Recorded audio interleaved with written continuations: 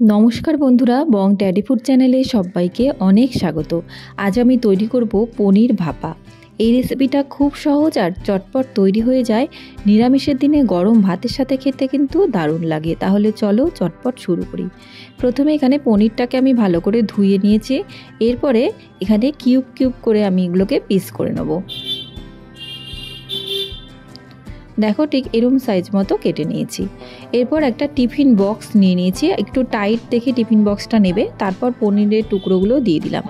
এখানে সর্ষে, পোস্ত, কাঁচা লঙ্কা আর নুন দিয়ে ভালো করে পেস্ট করে নিয়েছি। তারপর এখানে দিয়ে দিলাম সামান্য পরিমাণ হলুদ, কাশ্মীরি লঙ্কার গুঁড়ো, অল্প কয়েকদানা চিনি আর নুন স্বাদ মতো, দুটো চেরা কাঁচা লঙ্কা আর দিয়ে দিচ্ছি সর্ষের তেল প্রায় 4 থেকে 5 টিস্পুন মতো। সব দিয়ে এখানে ভালোভাবে আমাদের হাত দিয়ে মেখে নিতে হবে। এরপর একটু জল দিয়ে দিচ্ছি, আমি সর্ষে বাটার যে জলটা ছিল সেটা দিলাম। আর এখানে দিয়ে দিচ্ছি সামান্য পরিমাণ আরও একটু নুন আর দিচ্ছি 1 টেবিল স্পুন মতো টক দই। সব দিয়ে আবারও ভালোভাবে মিশিয়ে নিয়ে এটাকে আমি বন্ধ করে দেবো খুব ভালোভাবে। আর অবশ্যই দেখে নেবে যাতে এয়ার টাইট থাকে।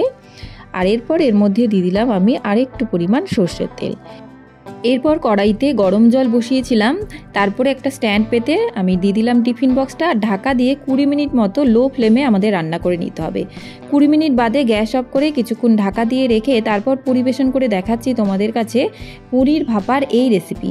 দারুণ হয়েছিল খেতে। আর অবশ্যই তোমরা বাড়িতে এটা একবার ট্রাই করে দেখো। কেমন লাগলো অবশ্যই কিন্তু আমাকে জানিও কমেন্ট বক্সে। আর ভালো লাগলে লাইক, শেয়ার এবং সাবস্ক্রাইব করে নিও চ্যানেলটিকে।